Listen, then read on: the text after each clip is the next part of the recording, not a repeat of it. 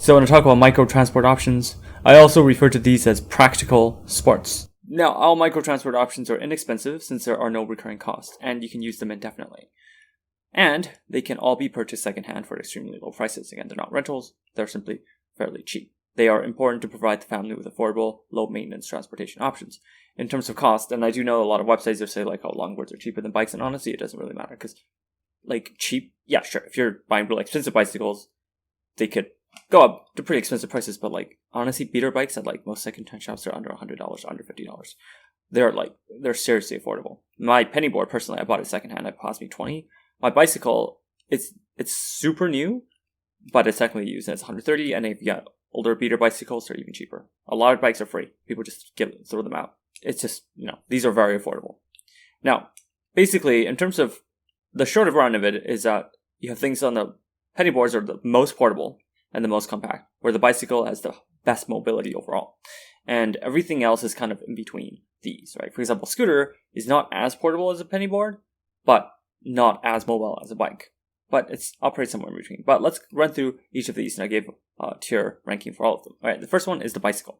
Now, the bicycle, essentially, I would consider a replacement for a car, except there's no parking issues and cut through parking lots and small trails. And probably the best advantage the bike has over the car, not only the fuel cost, obviously, it's also just the space, because in the space of one car, you can park like 10 bicycles.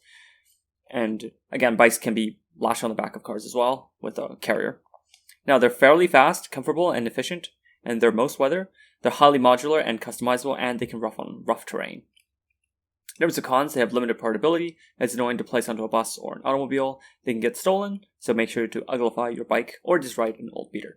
Now, about transporting a bike through a car, yes, you can use like a carrier on the back of a car to put a bike on there, but those things are kind of like you carry it when you need to. They're not something you want to do day to day. But again, that option does exist, which is another nice thing about the bike carrier. It's fairly portable that you can technically transport using a vehicle of some sort. Obviously, if you have two cars, you cannot transport the second car with the first car. But you can do that with a bike in the event that you need to. They are very, very good. They're very efficient. They're very cheap. And again, you don't have to worry about parking, which a lot of places, parking is a pain. In a lot of places, just finding a parking spot takes longer than the drive. And in many cases, very short distances, biking is actually faster than the car. Obviously, long distances, the car is faster. Now, next we have the penny board. Now, this is the lightest and most portable option possible. And it can also be used with skate bags like these. See, a backpack that you can hook a penny board onto. They are very easy to carry and very easy to transport. Now, penny boards can easily fit into airplanes and other transport options. They're perfect fit with public transit or carpooling. For example, if someone's driving out, you can carpool with them with the penny board and, maybe penny board on your way back. Again, that's a very possible way of using the penny board. Again, with a bike, you probably wouldn't, right? You probably wouldn't be carpooling with a bike normally because it's kind of a hassle to kind of hook the bike onto a car. Now, they are most weather. They're highly modular and customizable. They can lead to trick skateboarding, variety of colors and designs, cool factor, and others will want to try out your board. Now, there are some cons, which is they're fairly difficult to ride, and they're somewhat uncomfortable and dangerous on rough roads or terrain. Can be dangerous going downhill. You can simply just not go downhill. Obviously, you can just pick up the board and walk down the hill to be the safer option. Overall, it's also S tier, and the bike and penny board are the two S tier because they represent the best mobility or the most portable.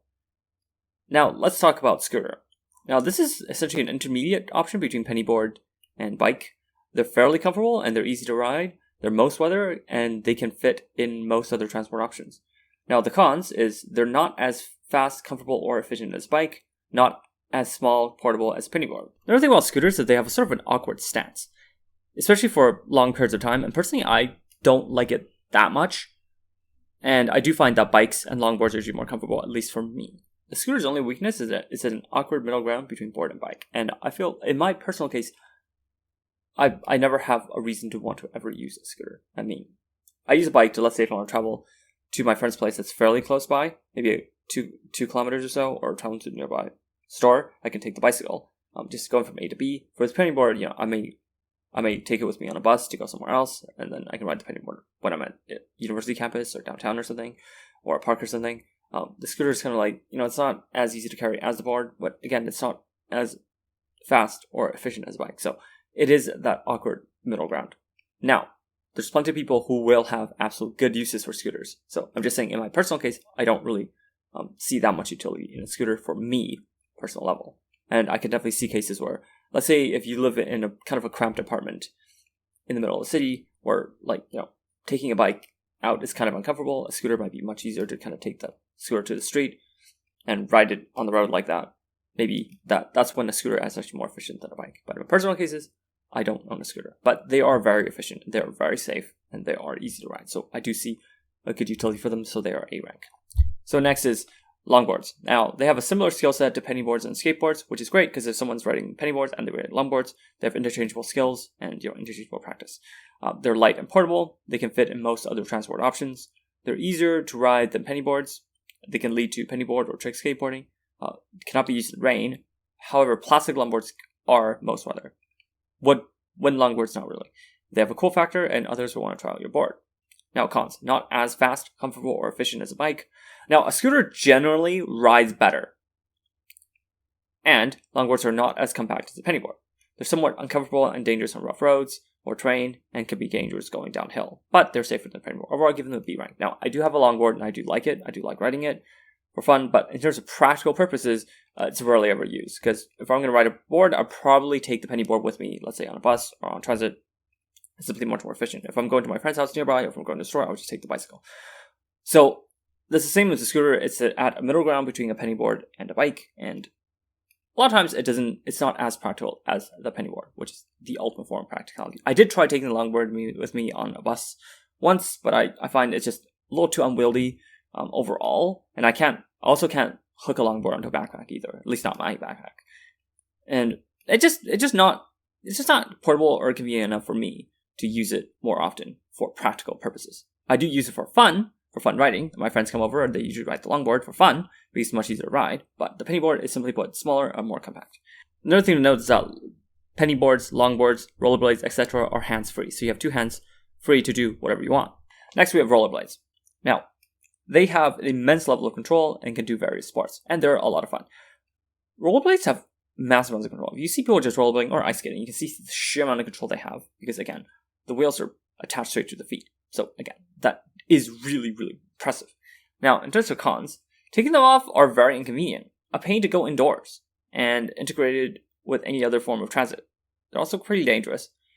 I don't consider them a viable transit option at all. Why not just use a pennyboard? And here's the thing, if you want to get on a bus with rollerblades, if you want to just enter a store, into a building, even if you just go into work on rollerblades, you have to take off your rollerblades and then switch shoes.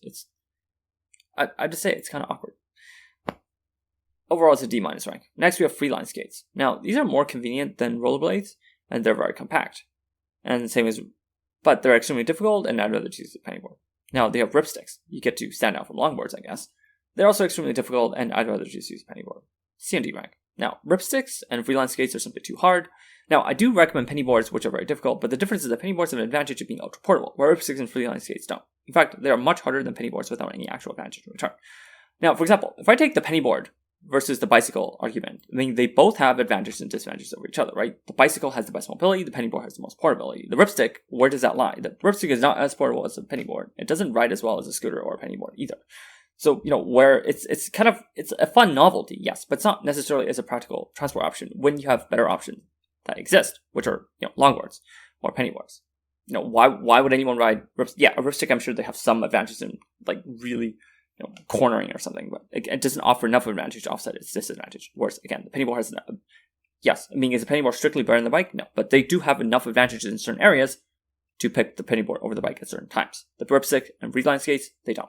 I wouldn't bother with a freeline skate when I can just ride a pennyboard. I guess freeline skates look kind of cool. And again, they're fun novelties, yes. But as a viable transport option, I would not consider them to be so. I know some people who are going to ride these are going to be really angry at that, but why not just ride a pennyboard? And that's just my motto. Now, another thing also, the coolness factor. Now, despite being more difficult than longboards, freeline skates and ripsticks lack the same coolness factor because they're simply too difficult to play around with. And that's a funny thing here, where there's a sort of a middle ground. See, with a skateboard, other people will want to try them out. This is a powerful way to make friends, or for boys to meet girls. Where, again, most people are not going to want to try out your ripstick or your freeline skates because they're so difficult. And yes, but even then, when guys meet girls, a lot of times girls don't want to try out longboards. So, yeah, that is a tool. That is a tool to meet women. Now, another really interesting thing about the penny board and the longboard is the size. It's one size fits all, and that's one other advantage. With bikes, obviously, as kids get older, they have to ride adult bikes. Kids ride kids bikes or smaller bikes. And even then, with different adults, you have to kind of adjust the seats and stuff to make sure they fit. Now, penny boards and longboards are not the same thing. Anyone can ride any longboard or any penny board, which, again, adds another level of versatility that they have that the other transport options don't. I mean, scooters are pretty versatile now as well, but even the kids are usually not riding adult scooters. So penny boards are probably the only thing where literally the same person can ride that penny board from age 5 to age 50. So I'll talk a little bit about folding bikes. So folding bikes can fold to allow better fit than other transport options, and they're easier to take inside to avoid theft, and they're easier to store. Their wheels are smaller than regular bikes, so they don't quite ride as well, but keep in mind, even a folding bike, their wheels are a lot bigger than a scooter or a longboard, so they still ride pretty good.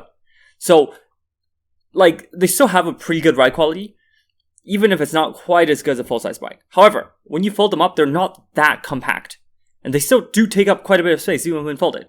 So they're not really a bike in a briefcase kind of thing, like a scooter would be, because they still take up quite a bit of space, but they do offer a more compact folding option compared to a regular bike. And also, keep in mind, they're usually more expensive, and they're all usually harder to repair as well.